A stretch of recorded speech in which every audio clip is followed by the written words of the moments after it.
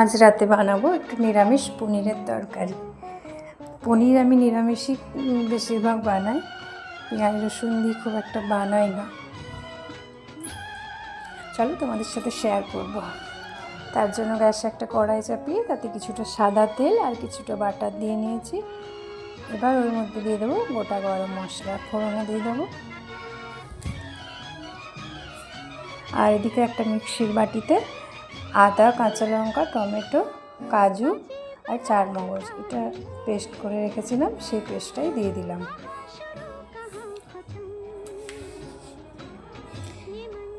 এবার মশলাটা কিছুক্ষণ কষিয়ে নেব, যতক্ষণ না মশলা থেকে তেল ছাড়ছে।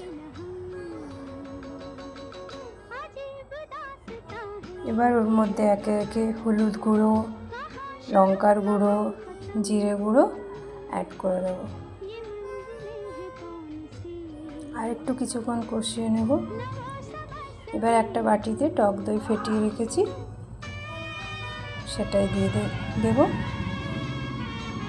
নুন চিনিটাও অ্যাড করে দিলাম।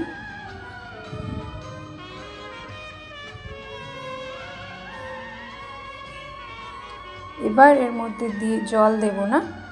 এবার এর মধ্যে মশলাটা কিছুক্ষণ কষিয়ে এর মধ্যে দিয়ে দেবো কিছুটা র মিল্ক।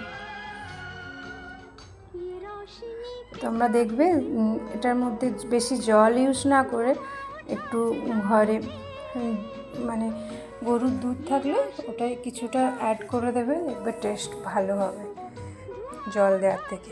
এবার আমি সামান্য একটু জল ইউজ করব। এতে পনিরের নিরামিষ তরকারিটা যেটা খুব টেস্টি হয়।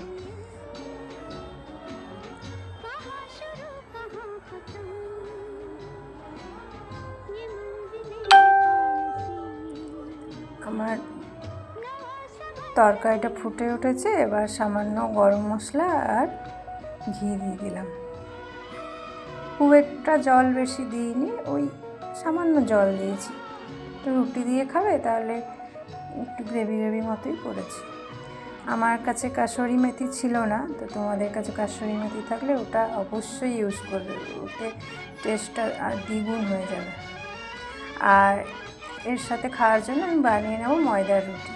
ময়দাটাকে সামান্য তেল আর সাদা তেল আর নুন দিয়ে মেখে রেখেছিলাম ঘন্টাখানেক। এবার ওটাই রুটি বানিয়ে নেব। ময়দার রুটির সাথে পনিরটা বেশ খেতে ভালো লাগে।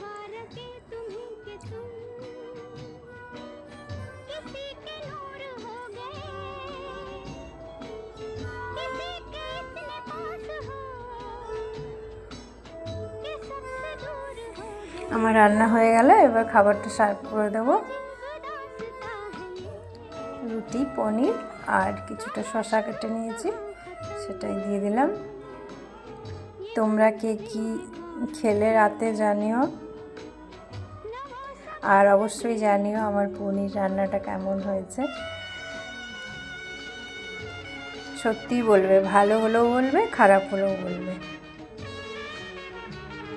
সবসময় ভালো বলতে হবে তার কোনো মানে নেই।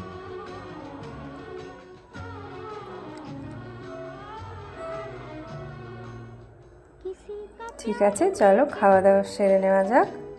আবার নেক্সট ভিডিওতে দেখা হবে। ততক্ষণের জন্য সবাই ভালো থেকো, সুস্থ থেকো, টাটা।